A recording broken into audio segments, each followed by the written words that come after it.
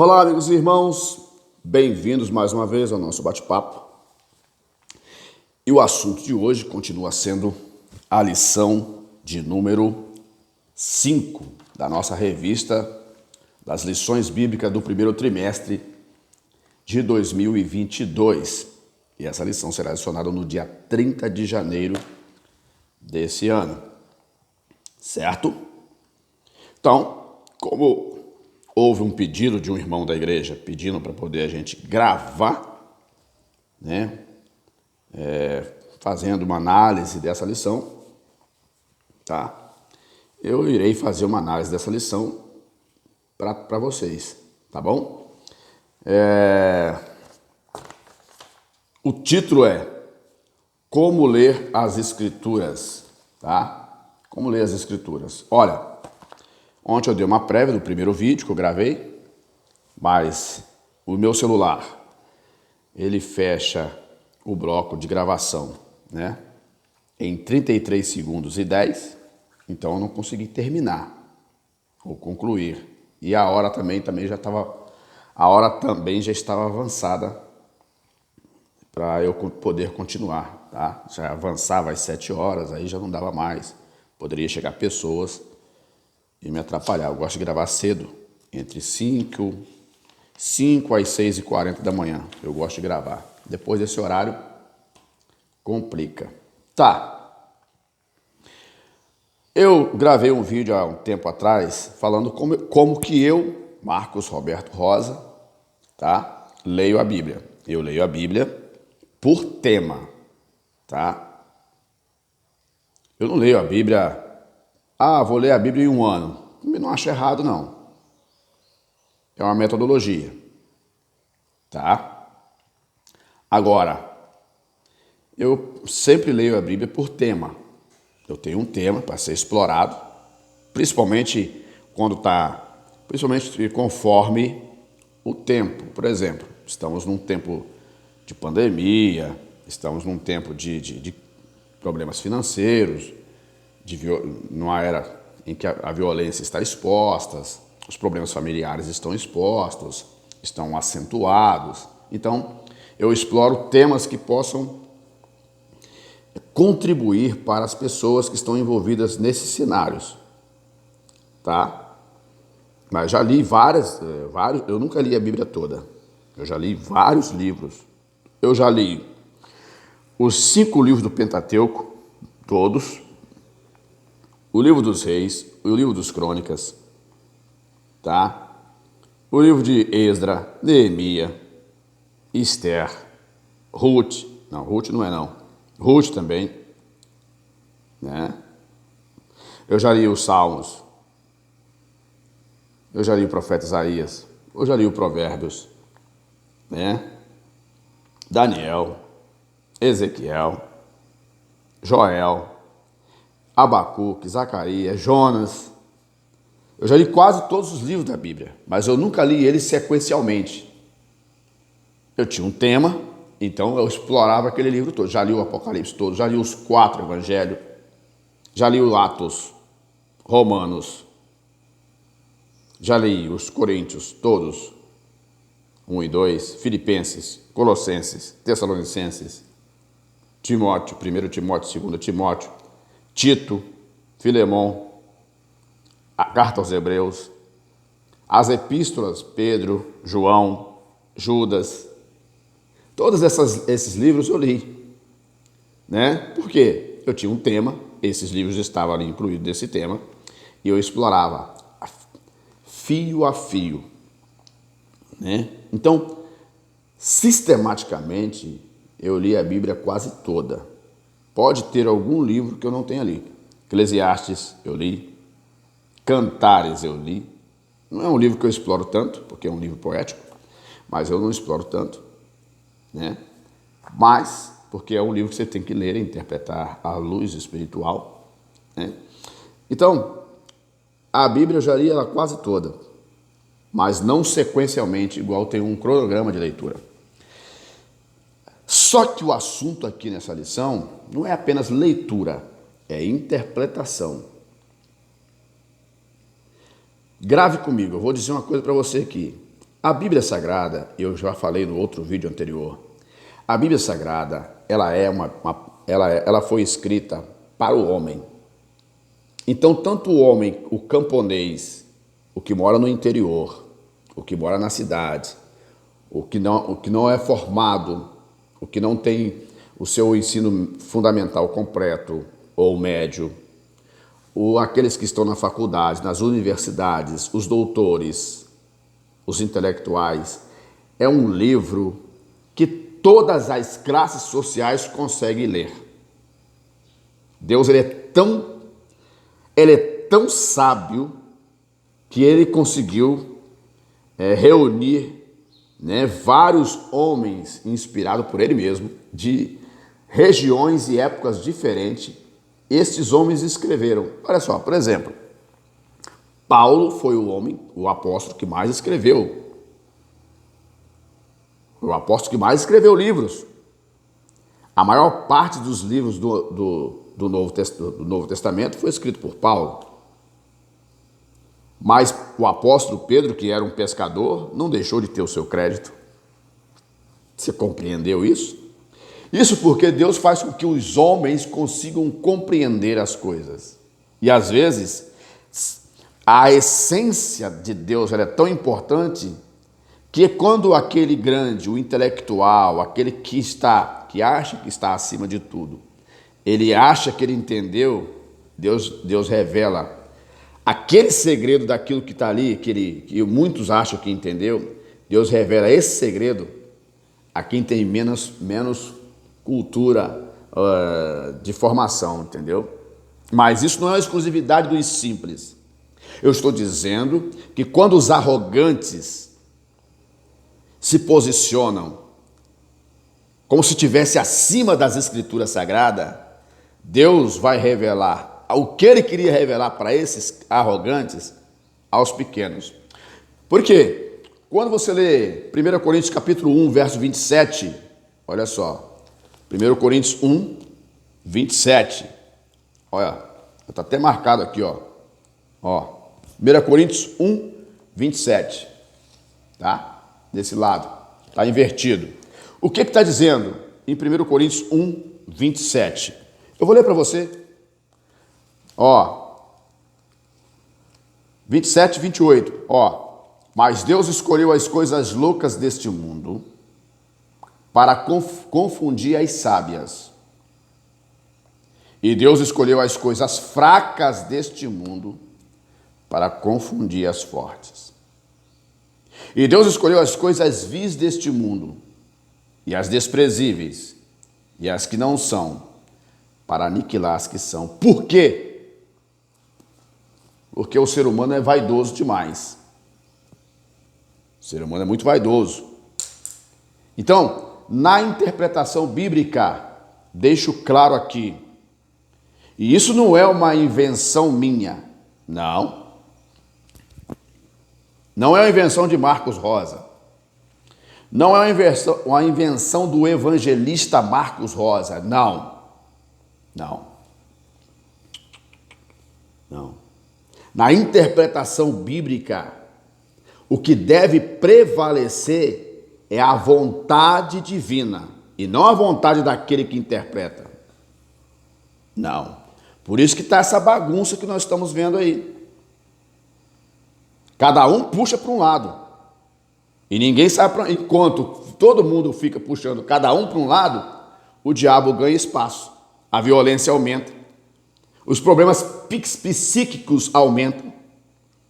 As perturbações aumentam. Os assassinatos aumentam.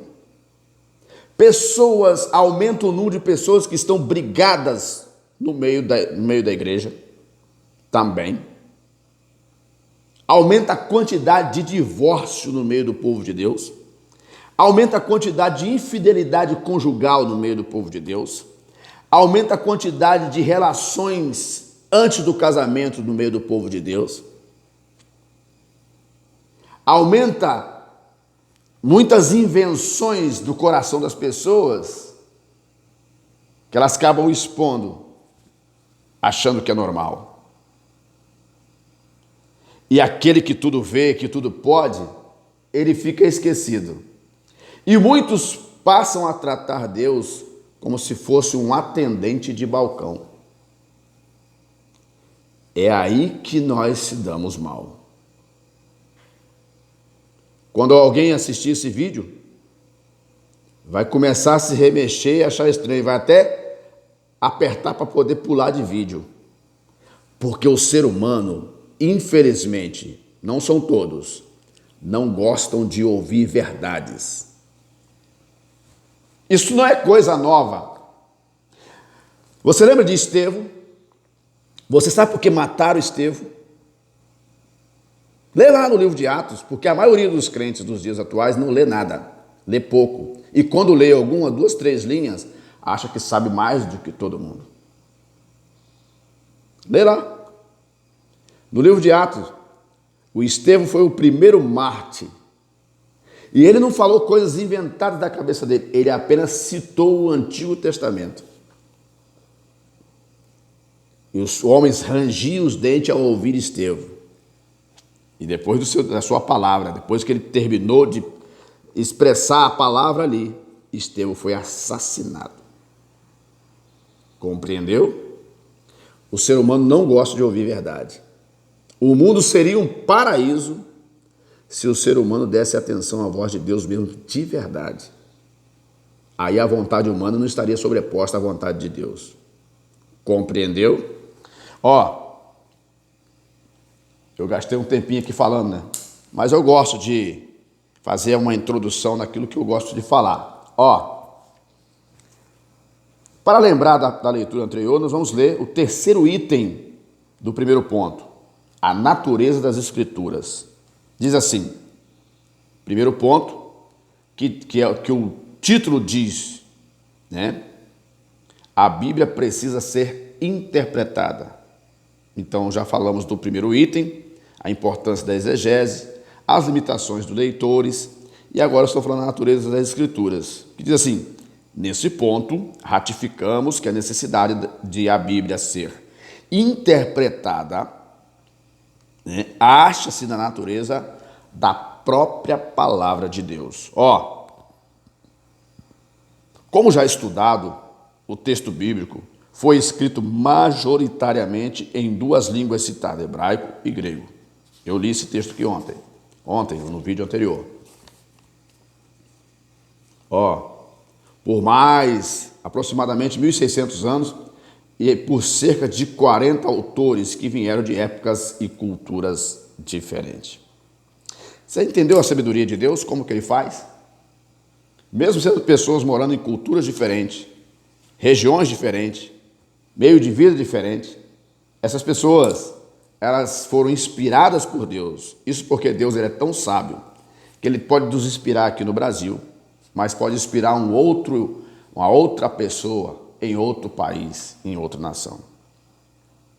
Só aqui dá para você entender que a igreja de Deus não é apenas a igreja local. Tem gente que não consegue visualizar além da goteira da sua casa. Isso eu estou falando uma linguagem dos antigos.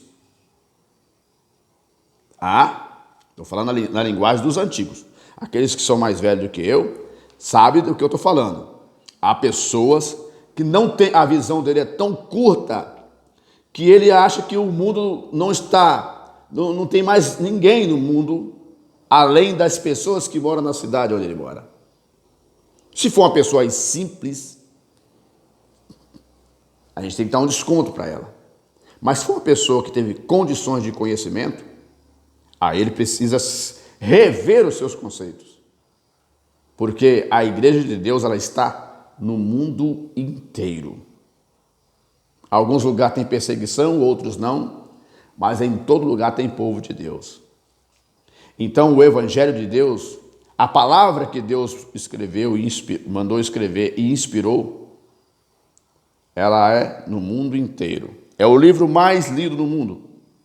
É o livro mais impresso no mundo. É também o livro mais explorado no mundo. Muitos achados arqueológicos foram achados baseados no que está escrito nas histórias bíblicas, do livro dos reis, dos crônicas, dos Pentateucos, os livros que contam a história do mundo, dos acontecimentos, dos reis e tudo mais. Então, a Bíblia Sagrada ela tem essa essência, uma essência em que Deus colocou nela um poder de persuasão que muitos estadistas, principalmente lá no final, quase no final do Império Romano, né? Quando os bárbaros estavam atacando, né, constantemente o Império, né? E os grandes, eles ousaram-se da Bíblia Sagrada para poder conter a força ou os ânimos dessas pessoas, para que o cristianismo pudesse convertê-las, para que não houvesse essas hostilidades. E foi dessa forma que o evangelho se expandiu no mundo, se espalhou pelo mundo e chegou no Brasil. Então Deus ele é tão inteligente, se você prestar atenção um pouco, ele é tão inteligente, que ele usa as nossas estruturas, e nós achamos, nós somos. E Deus usa as nossas estruturas para poder fazer a sua vontade prevalecer. É a gente que acha que sabe demais e não sabemos nada. Está entendendo? Vamos embora. Segundo ponto, para nós continuarmos o assunto aqui. Segundo ponto diz assim: pressupostos pentecostais para ler a Bíblia. Vamos lá. Autoridade bíblica ou autoridade da Bíblia. Tá? Vamos ler aqui para a gente entender. Ó, uma das marcas do pentecostalismo, já que nós somos do meio pentecostal, eu sou de uma igreja pentecostal, é o seu compromisso inegociável com as Escrituras Sagradas. Cremos na inspiração divina, verbal e plenária da Palavra de Deus. Nossa autoridade final em questões de fé e prática, 2 Timóteo 3,16. Nós já lemos. Portanto, ao ler o livro sagrado, temos compromisso como pressuposto sua inerrância e infalibilidade. Tudo o que está escrito é verdadeiro e serve para o nosso ensino. Romanos 15:4. Tá? Quer ler? Vamos ler Romanos 15:4. Romanos 15:4. Vamos ler. É o último livro aqui. Romanos 15:4. Depois dessa marcação aqui. Romanos fica depois de Atos e antes de Coríntios. Ó, Romanos 15, verso 4. Rapaz, você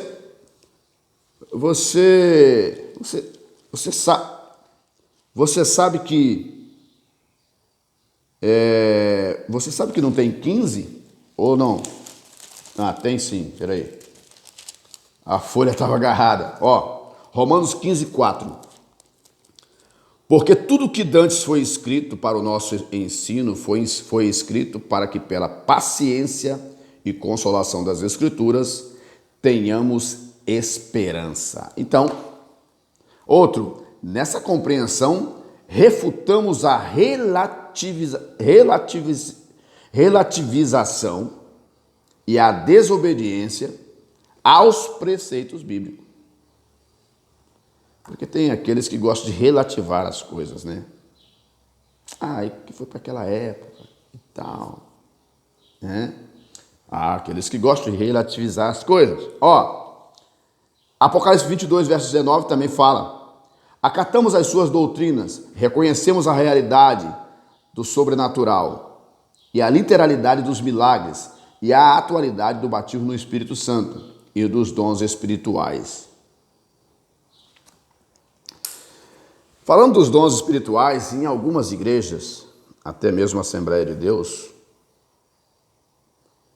Já quando alguém é usado por Deus ou fala línguas estranhas e tudo mais, já tem alguns que fazem cara de que não gostou, porque acha uma meninice. Claro que existe, pode haver os exageros, porque é o ser humano que está ali. Mas tem os sinceros. Então, conforme o livro de Coríntios, tem os dons espirituais. Olha, o homem nunca deixou de errar. Mas aonde se dá ênfase à presença do Espírito Santo, o povo erra menos. Sabia disso? Porque o Espírito Santo, ele age como um filtro no meio do povo de Deus. Por que eu digo isso? Jesus falou, olha, eu vou para o Pai, e Ele vos enviará outro Consolador, para que estejam com vocês até que eu venha. Isso está no capítulo 14 do Evangelho de João. Ele vos ensinará todas as coisas. Ele vos fará lembrar de todas as coisas que eu tenho vos falado. E Jesus ainda fala, esse Espírito que o mundo não conheceu, né, estará com vocês.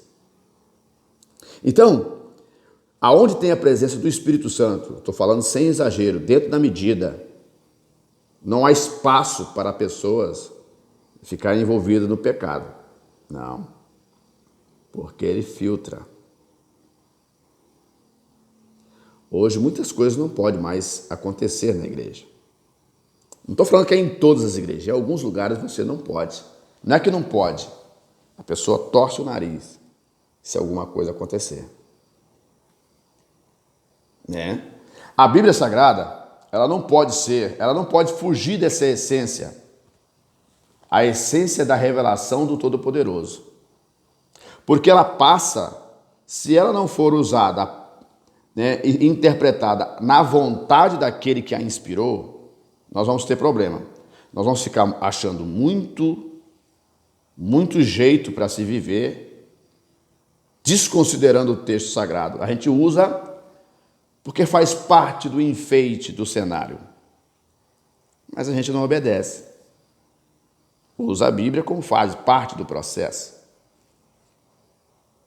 Está entendendo? Há pregadores até que nem leem a Bíblia. Não diz nada. Há ensinadores que nem a explora, nem dá crédito a ela. Apenas utiliza os elementos que ela tem, sem valorizá-la. E o apóstolo Paulo, ele alertou muitos cristãos lá no início da igreja, já estava por volta do ano 60, 65 depois de Cristo. O apóstolo Paulo, ele alerta os irmãos acerca dessas coisas, cuidado. E em alguns momentos Paulo falou, olha, quando eu vim falar com vocês, eu não vim falar com vocês com sublimidade das palavras, né? Ou de sabedoria humana. Não. Então Paulo já estava dando ênfase, olha, eu vim aqui falar, mas segundo as palavras de Deus, as palavras de Cristo. Não é verdade? Então, aquele que interpreta a Bíblia, né, estamos falando aqui da autoridade bíblica, tá? O poder que a Escritura tem, tá? Sobre as pessoas. Porque é uma palavra que tem a essência do divino. Quando o ser humano a torna muito mecânica, ela faz com que esse indivíduo esteja no ambiente cristão, mas não valoriza o Deus Todo-Poderoso nem a sua palavra. Porque a palavra nos arremete, a cada dia que eu me envolvo com esta palavra, eu me aproximo um pouco mais daquele que a inspirou. E quando eu faço isso, eu me torno amigo daquele que inspirou esta palavra.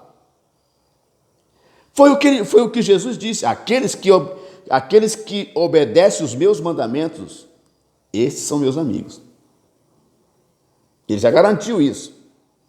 Então, quanto mais eu me inclino a obedecer o texto sagrado, Porque existe uma defesa, né? Algumas defesas. Isso é coisa do homem. Isso é ensinamento de homem. Quando você vê muitos crentes, cristãos até, fazerem essas colocações, afirmações dizendo que certos ensinos, estou falando de ensinos que levam a Deus, isso é ensino do homem. Quando você fala, agora existem algumas defesas, eu não vejo ninguém falar que é ensinamento de homem, quando alguém faz defesa do pecado. Eu não vejo. Quando você ensina, baseado na autoridade bíblica, e ela está te apontando que, olha, igual está escrito em Hebreus 12, está escrito lá, não sei se é o verso 2 ou o verso... Está escrito assim: segui a paz com todos e a santificação, porque sem a qual ninguém verá o Senhor. A paz que está falando ali, você tem que seguir, você tem que viver em paz, tanto com as pessoas que é do seu convívio, que é social ou religioso, e também com a sua família. Então, se eu me apresento naquele momento de 2 horas de culto, e ali eu sou santo para todos, e depois do culto eu sou diferente daquilo que eu me apresentei ali, afinal de contas, quem está comigo? Deus ou o diabo? Então, eu preciso evidenciar estas coisas na minha vida. Porque existem essas defesas. Isso é ensino do homem. E os outros ensinos? É ensino de quem? E os arranjos que fazem para poder justificar o modo de vida? É ensino de quem? Quando nós lemos a palavra de Deus, ela nos arremete a um comportamento. Ela mexe com o nosso comportamento, com a nossa postura de vida, com a nossa forma de lidar com as pessoas, com o nosso posicionamento na sociedade. E quando a própria sociedade observa, aquele fulano lá, ele é crente? Sim. Não, mas não mudou nada não. Você está entendendo? Eu me lembro uma vez que eu passei um período de juventude e deixei meu cabelo ficar desse tamanho. Aí cheguei no supermercado, nesses mercados pequenos, para comprar alguma coisa. E nem era na cidade que eu morava, era numa outra cidade a 10 quilômetros depois que eu morava, no outro distrito. Isso já tem muitos anos, eu devia ter uns 17, 18 anos de idade. E aquela senhora que estava no caixa me falou assim: você é da igreja dos Pentecostes ali? Daquela assembleia ali? Eu falei, sou. Você não é não. Porque lá eles não andam do jeito que você está andando aí. Preste atenção nisso. Então o próprio ímpio, ele vê a diferença, a mudança. Se você aceitou Jesus e não houve mudança na sua vida, Cristo não te transformou. Então a autoridade da palavra, a gente precisa dar ênfase a ela, para que nós possamos obedecer àquele que a inspirou. Eu estou falando só num tema, né? Próximo. Segundo ponto, segundo item do segundo ponto, que o segundo ponto, o texto dele, o título dele diz pressupostos pentecostais. Segundo item, a iluminação do Espírito Santo. Eu já dei ênfase a ele aqui já. A doutrina da iluminação se refere-se à atuação do Espírito Santo na vida do crente. Foi o que eu falei agora. Que o capacita a discernir as verdades da palavra de Deus. Está em Efésios 1, 17 e 18, 1 João 5 e 20. Somente o estudo racional não é suficiente para o entendimento da revelação escrita de Deus. Contudo, a iluminação A iluminação não é uma fonte paralela da revelação, tá? De revelação, e nem substitui o exame das Escrituras. Não. Ao contrário, pois, à medida que estudamos o Espírito Santo nos concede a compreensão. A iluminação não aumenta e nem alerta a Bíblia, apenas elucida o que já foi revelado pelo Espírito Santo. Assim, o conhecimento da palavra produz comunhão com Deus, vida de oração, obediência e santificação, segundo Pedro 1, 3 a 10. Ou seja, meus queridos irmãos, a palavra de Deus precisa produzir em mim esses itens aqui. Precisa produzir em mim comunhão, que é a boa vivência que eu tenho que ter com o meu próximo. Precisa produzir em mim uma vida de oração, que é a ligação diária que eu tenho com o Criador, de conversar com Ele. Isso Deus fazia com Adão logo nos primeiros dias, nos primeiros anos, em que Deus criou todas as coisas e descia na virada do dia para conversar com Adão. Deus quer ter essa relação com a gente. Deus quer ter esse bate-papo com a gente, mas a gente não deixa. A gente não deixa. A gente quer ter as nossas ideias e não deixa que a sabedoria dele nos tome conta da nossa vida, porque se tomar conta da nossa vida, nós vamos viver diferente. Uma vida de oração, obediência. Não adianta você ser uma pessoa brilhante, mas não obedece. Você fala para as pessoas para obedecer, mas você mesmo não obedece. Não adianta isso. Isso é hipocrisia. Faz o que eu mando, mas não faz o que eu faço. A sirene já está tocando. Segundo, e santificação. Ou seja, eu apenas li até aqui. Estou no segundo ponto ainda. A santificação é o envolvimento real que eu tenho com o Criador. Aonde eu obedeço, aonde eu busco, aonde eu leio. Quando eu faço isso, eu tenho uma comunhão com o meu próximo, com a minha família e com o meu próximo, com os meus irmãos na igreja. E passo agora a me envolver com Deus, buscando a Ele, buscando o seu entendimento e a sua palavra. Ele se envolve na minha vida ou na sua vida e nos faz nos comportar num estado de santidade, aonde Ele nos fará enxergar coisas que com a nossa mente poluída não conseguimos enxergar. A Bíblia diz que o homem espiritual discerne tudo e de ninguém é discernido. Então a palavra de Deus, ela nos arremete a Deus. Que Deus te abençoe. Se tivermos uma próxima oportunidade, vamos dar sequência nesses vídeos.